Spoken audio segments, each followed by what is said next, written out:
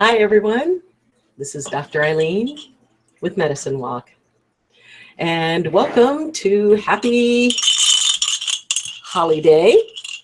And however you embrace it, however you hold it, and in whatever tradition you carry, I want to wish you a wonderful, absolutely blessed thing.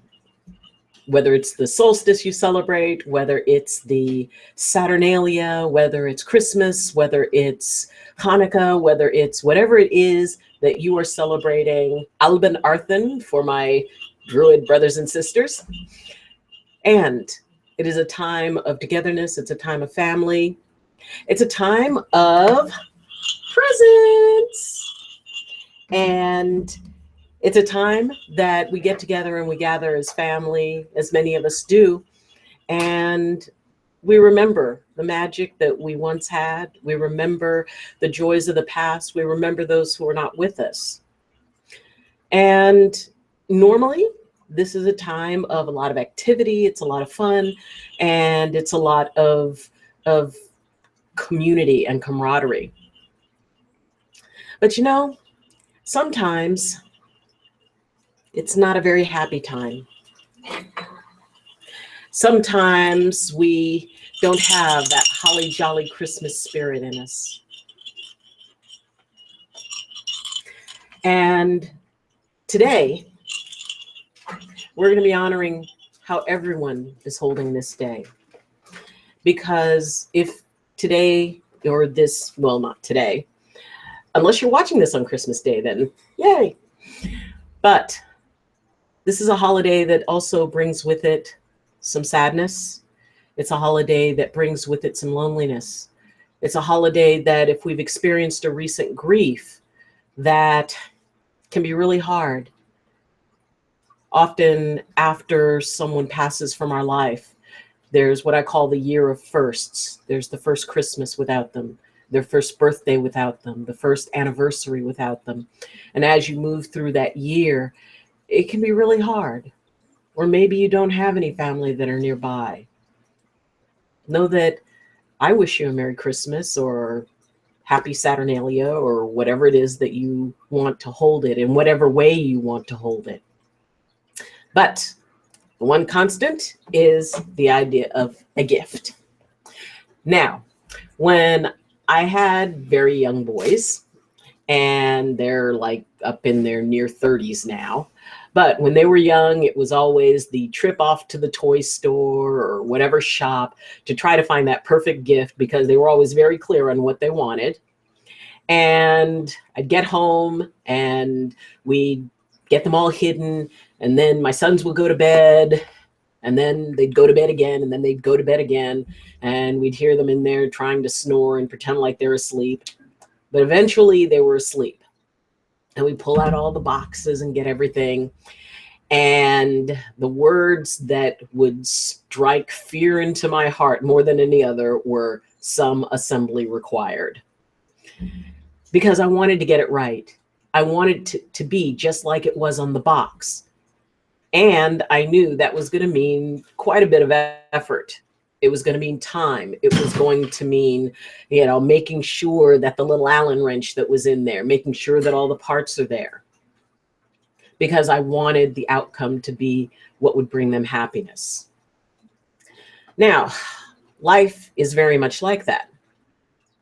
Life is like a present that you get. And I promise you a present.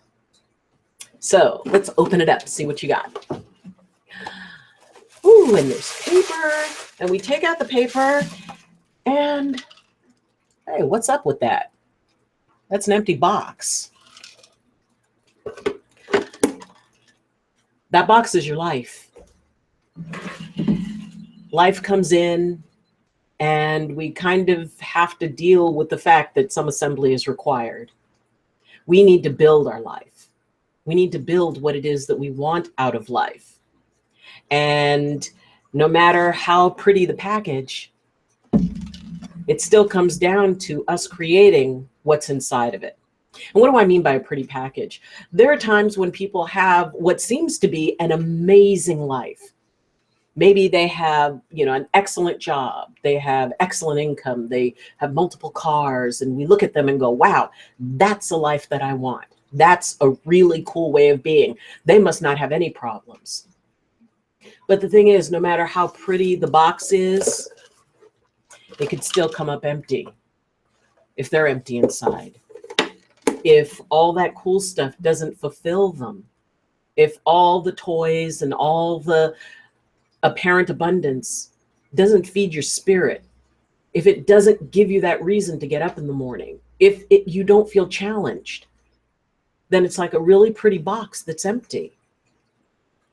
That's when we have to assemble. And maybe you start off with, just a little brown paper wrapping, but there could be something amazing inside. And how do we get past that? How do we find out what we need to do to build what it is we want? Because the thing is, it can look like anything. What you end up with is not dependent on what you start with. Somebody once told me, never be ashamed of humble beginnings. And maybe the first thing you build, well, maybe it's a very small house. Maybe it's one room. Maybe it's not starting off with that amazing, $80,000, $100,000 vehicle of whatever nature, whether it's a boat or a car or whatever. Maybe it's a little used car, but it's yours. And it's a good place to start. And that little used car will get you to the job where you can start earning to be able to afford the really big, amazing car later. That's what building our life is about. That's what it means to start off small, to start off with something. You start off with the empty box, which is actually not a bad thing to start off with an empty box, because when it's empty, you can fill it with anything. There is infinite possibilities. There is always you're only limited by your capacity to dream. And if you're going to dream big. Figure out what you want to fill your box with, and then start building it. Now, sometimes we need instructions. And anybody who has ever purchased like an entertainment center or anything like that, you know what I mean, that it really helps sometimes to have instructions. And there are times when you open up the box and somebody at the company forgot to put the instructions in. Now you've got choices.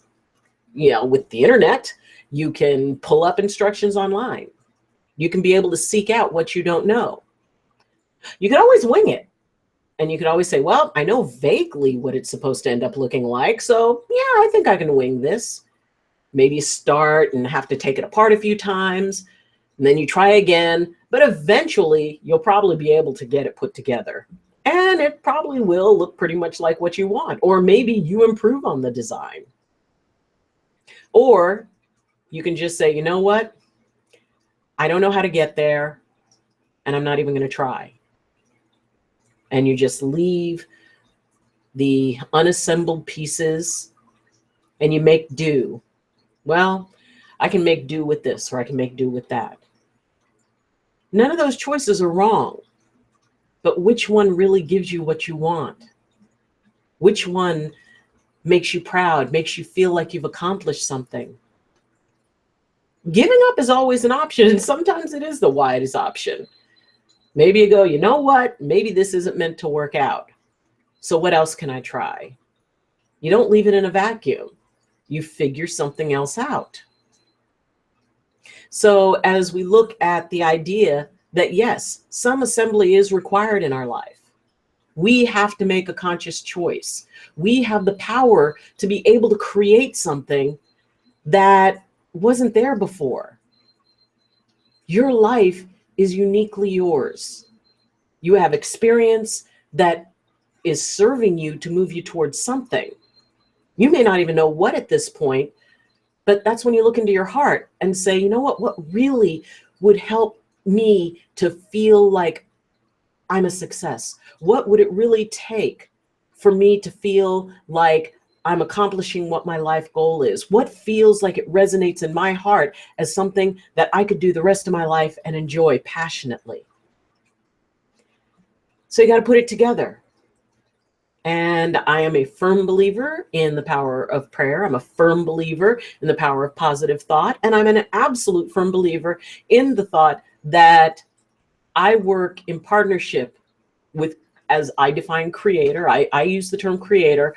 You can use any other term you want. You could say universal consciousness, God, Jesus, Allah, Buddha, however you want to embrace that. But the idea that there is a consciousness that is out there that is just waiting for you to say, okay, let's do this, but I need some help. Once, I think I've mentioned it before, I needed $3,000 to take a trip that in my own spirit, in my heart, it was going to take me to deep into the Amazonian rainforest in Brazil. And I needed $3,000 in 7 days to make the trip. Needless to say, I didn't have it. So I said, okay, creator, I need $3,000. I need it in 7 days, and it has to be from a source that I wasn't counting on in my budget for this month. So the day after, I got a call from 2 insurance companies who I had done work on somebody, on a couple of different people, 2 separate insurance companies. Both called me the same day. Both had not been paying me for, one was like 8 months, the other was like 10 months that I had been waiting for payment. And they both called me the same day and said, we're sorry for the delay. We're sending you your checks. And those 2 checks totaled up 3 days later to $2,900. And I went out to lunch with a friend, and I hadn't told her anything about what I had set into motion, or, what I had hoped for. And we were talking, and I told her I was going to the rainforest, and she was very excited for me. And she said, I don't know why, but I really feel I need to do this. And she took out her checkbook and wrote me a check for exactly $100, bringing me up to the $3,000 that I needed. Now, that was amazing. It was affirming that what I wanted to do was like in alignment with what the universe wanted for me.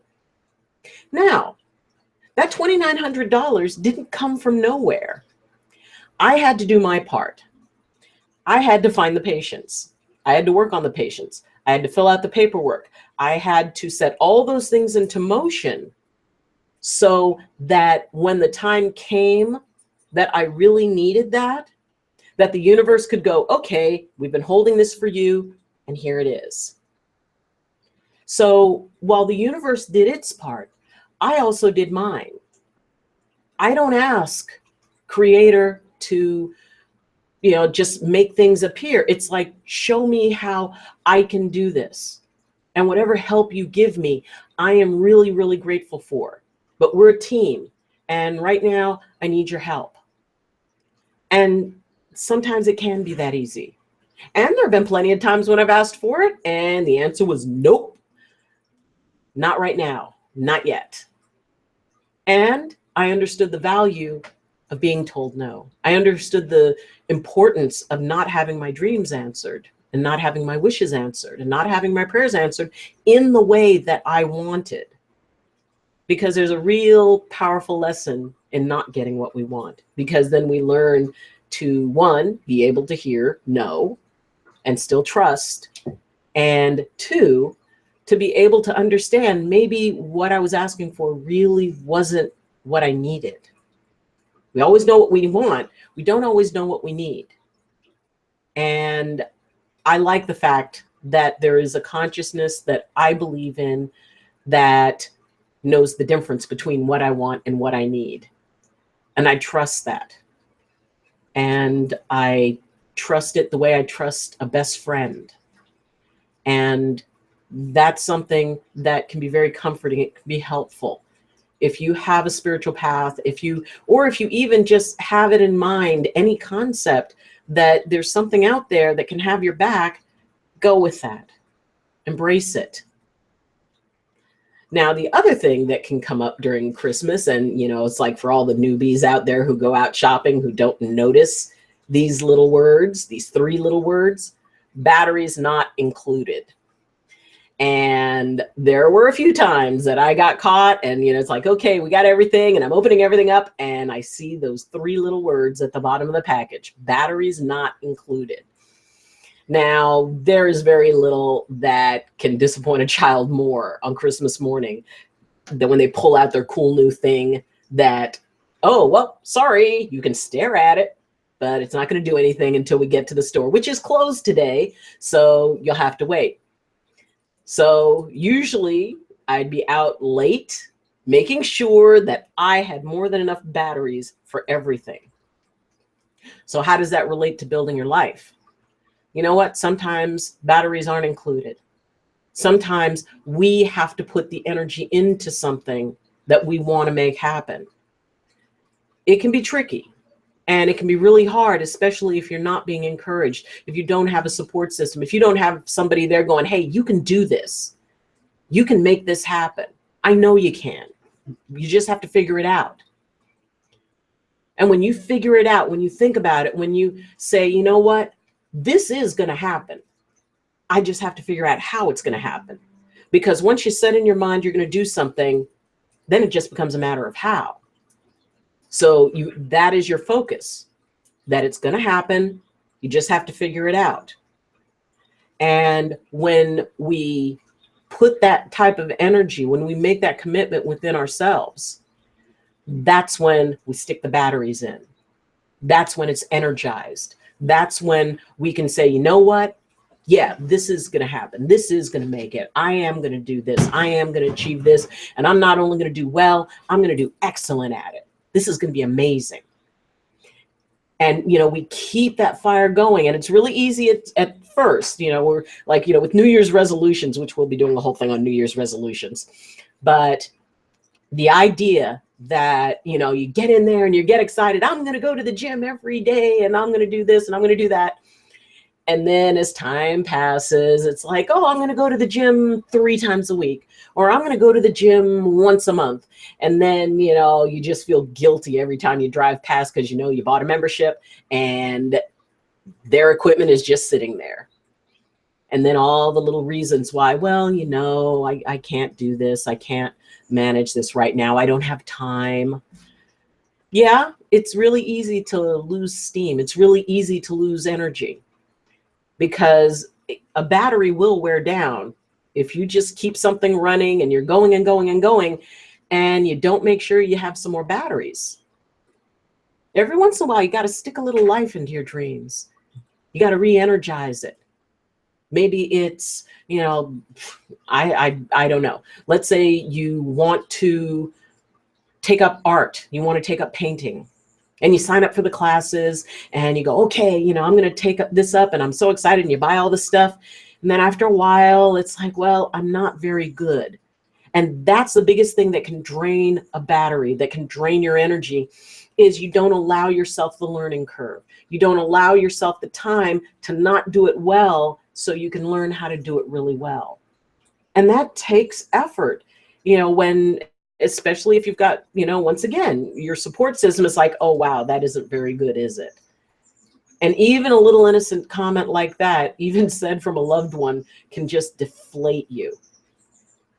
And being able to accept that you don't have to get it perfect right away, that there's a time that you go through the process and you're able to make this project, this whatever it is, this dream, a reality by trial and error. But you keep the battery in, you keep the energy going. And when that battery runs out, when you start to feel that energy going down, when it starts, well, I'll get to that tomorrow, I'll get it to it the next day. That's when you pop in another battery. If you want to do art, you go and you visit a museum and you look and you go, wow, art is beautiful.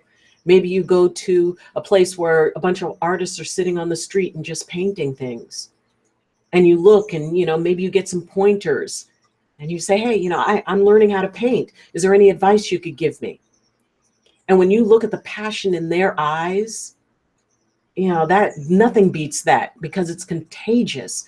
And then you get that passion back for what you do. Recently, I went to a graduation of someone very special to me who graduated from chiropractic college. And hey, Valerie, congratulations again. And she stood there and I stood and watched her. And when it came time for all of the graduates, you know, now stepping into their role as doctors, to stand and take the chiropractic oath, and the, you know, the officiant, you know, he said for every chiropractor in the room to stand and take that oath with them. And I've been doing what I've been doing for 12 years. Well, I graduated 12 years ago, and 12 and a half years ago. And I was an intern before that. So I've been adjusting people for, you know, quite a while. And yes, after a while, it does get routine because, you know, I'm doing very similar things with each person, evaluating, taking a look at it, a little bit of chatting, some, you know, all of the way that I do my chiropractic work. And yet, when you're doing it over and over and over and over again, the battery can start to get a little low because it becomes routine, because you feel so confident at it, you're not thinking about it anymore. It's just kind of what you do. And when I stood and I put my hand up and I said the oath that I took 12 and a half years ago, and I thought back to who I was and what I was and what I was dreaming it then, I would have never dreamed that I would be doing what I'm doing now. I would not have thought that. I mean, I had sort of a dream, but I really wasn't sure. But in that moment, back at that time, everything was possible. And I loved it. And I felt that old spark again. I felt like I was graduating again. I renewed that promise within myself. And that was the little battery that I needed to re-energize me and look at my practice as the very special thing it was. Because it was something that over years I built with these hands and with help from other folks who stood by me and helped me move along. That was an amazing gift. And yes, when I started off with an empty box. But it wasn't really empty because inside of it was a dream. It was a little tiny dream, but it was a dream. It was a little spark. You can have that too. I know that there is something in your heart you want to do. I know that you've got that some assembly required, and maybe the assembly part is overwhelming, but you can do this. I know you can do this. If I can do this, you can do this. Even if it's just a small dream, pick a small one and make it happen, because it is the gift that keeps on giving.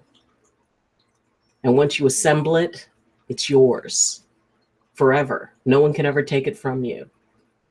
And it makes it a lot easier to make sure you keep sliding those batteries in, because then as soon as you achieve that, then you know you can achieve more.